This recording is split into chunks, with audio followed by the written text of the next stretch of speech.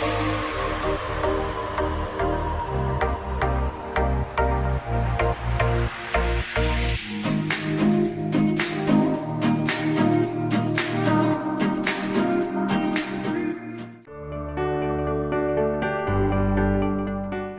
брэнд холбооны төлөөлөн удирдах зөвлөлийн дарга Ган Хөлөг, Монгол брэнд холбооны тэргүүн Одхон Үлзэнээр ПАО Глобал зөвлөх компани үүсгэн байгуулагч бөгөөд гүйцэтгэх захирал Брэндон Хьюгста онлайн орчинд хуралдлаа.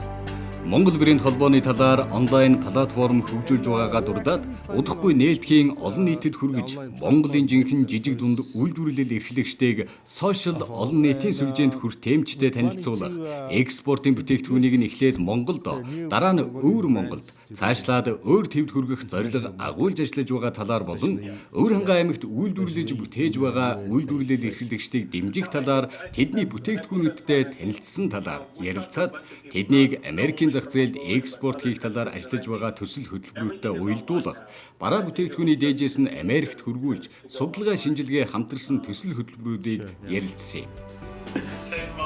Okay, thank you. Thanks so much. All right, take care. Bye.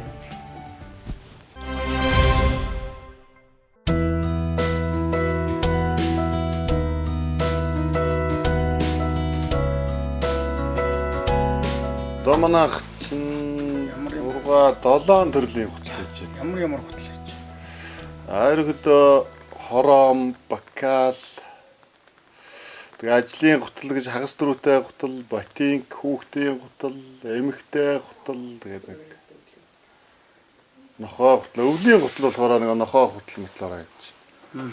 Ямар ч 6-7 төрлийн хутал хийж байгаа.